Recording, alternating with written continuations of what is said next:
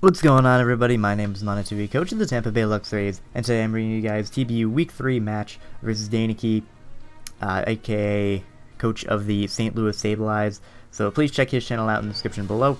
I have an entire team builder dedicated to my team. However, on our side we have our offensive Custab area lead Danekii. We have our physically defensive Cresselia. We have our Gligar, also physically defensive, our Blastoise, which is also physically defensive. We have our Expert Belt Kieran Black, and we have our Life Orb Scolipede. So, looking at his team, he's got his Regirock, which I assume is going to be his Rocker, his Mega Audino, his Honchkrow, his Salamence, his Thundurus Incarnate, and his Greninja. So he's got a spooky team, about what I expected, and like I thought early game, rocks are going to be huge because his only possible remover is his Salamence. So without further ado, let's get right into the game. I'm thinking he may want to lead with his Regirock to get up rocks.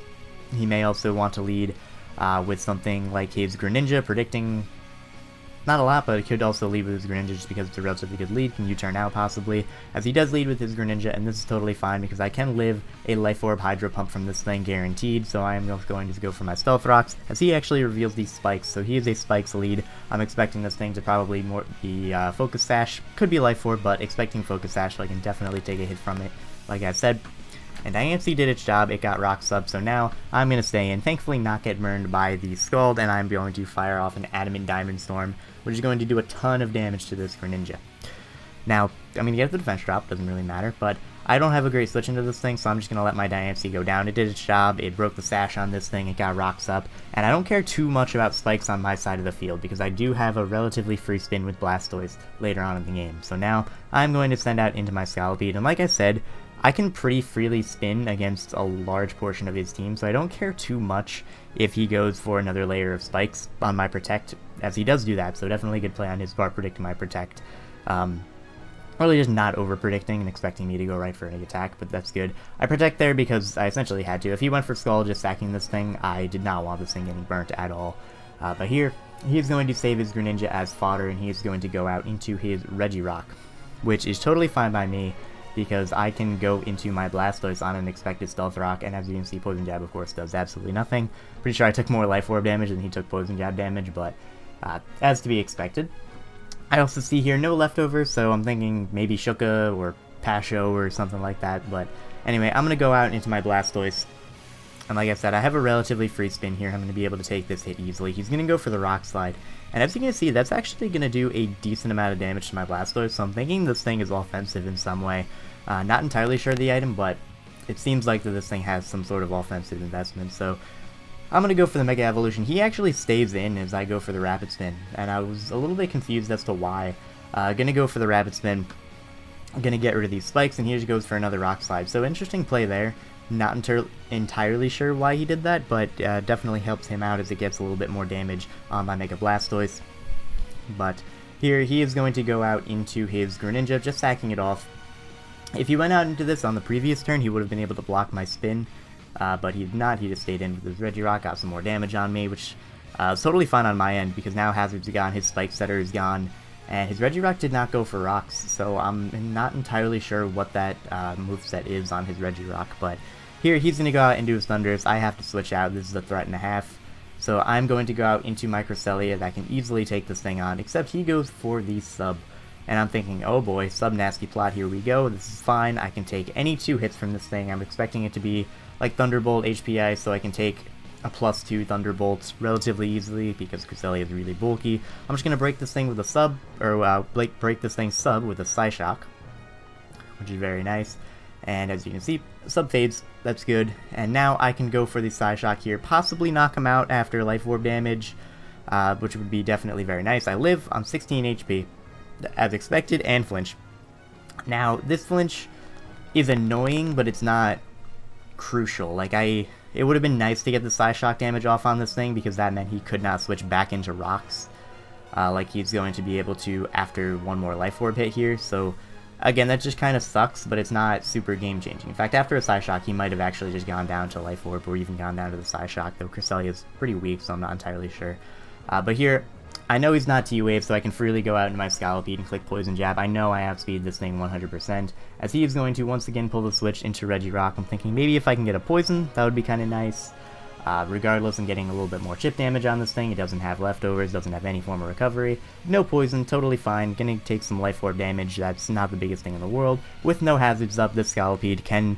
the Skyrarender's longevity should be pretty decent, because the only damage I should be taking is life orb. But here, I'm gonna go out into my Blastoise once again, as he actually goes for the Ice Punch, predicting my Gligar to come in, and Blastoise is able to easily tank that.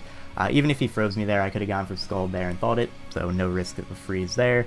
And here he is going to go out into his Salamence on my Scald, and I'm thinking, well, if I get a burn on this thing, that would be absolutely incredible. Not entirely sure why he went into this. Gonna go for the Scald, does not get the burn. He's gonna go for the Dragon Claw, and this is actually good for me because I can live the Dragon Claw, and I can knock him out with the Ice Beam. So probably the biggest threat to my team is gone. The Salamence and the Thunders were both probably the biggest threats to my team. And the team functioned perfectly. Rocks got damage off on them, the Blastoise was able to tank a hit from it and knock it out with an Ice Beam, so that's great.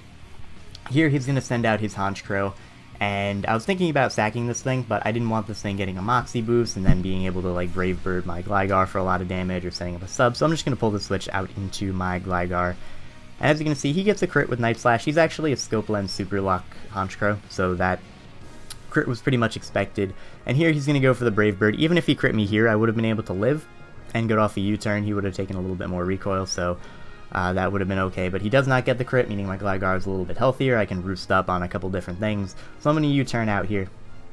And now I have a free switch into my Kyurem Black. I can easily take a Sucker Punch, no problem, even a crit Sucker Punch. Kyurem Black is very naturally bulky, so as you're going to see here, I stay and just go for the Fusion Bolt. And I'm easily going to be able to knock out the Honchkrow, which is great, because Honchkrow was another big annoyance. It possibly could have swept me late game. But obviously it's not Moxie, but Sucker Punch is still scary, and Honchkrow hits very hard.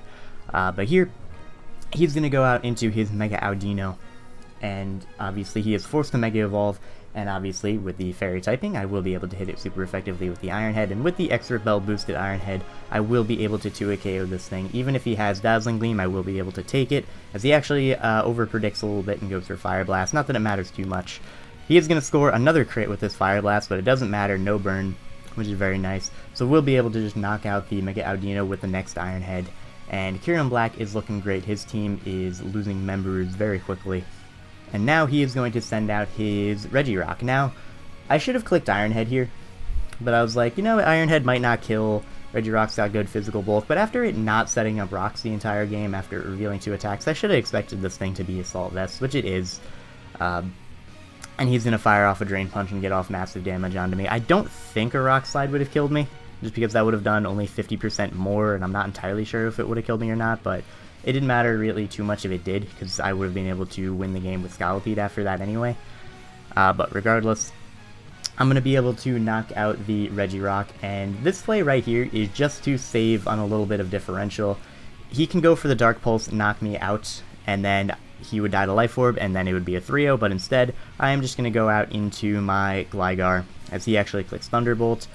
So he's going to go for a Dark Pulse on the next turn, and because of Gligar's natural bulk into Violet, I will be able to live it, and he will knock himself out to the Recoil. I knew he didn't have HP Ice because he revealed his whole moveset. He's going to go down to Life Orb Recoil, and we take a 4-0 victory against Danekii of the St. Louis Sableyes, and that was a great game. It was a lot of fun. Salamence was definitely scary, but we were able to take that down relatively early. Very glad I brought a physically defensive Blastoise once again. I had a feeling that that thing would put in work, being able to take that Stab Dragon Claw from Salamence very well. It was just a big player in this game, because had that Salamence been able to kill my Blastoise, it got a Moxie boost, I would have been forced out in a Gligar. I had to click U-turn, and then just Salamence was an issue. I had to essentially just keep forcing it out and then knock it out to rocks, or get it to a point, or wear it down with rocks enough to the point where Life Orb Poison Jab could pick it off. But thankfully that did not happen. I was able to take it out relatively early and relatively quickly. But yeah, thank you guys very much for watching. I hope you all enjoyed. Next week we are going up against Juventus, I believe coached by Esquilo. So that's definitely going to be an exciting match. So, like I said, check out Danekii in the description below, and have a nice day, everyone.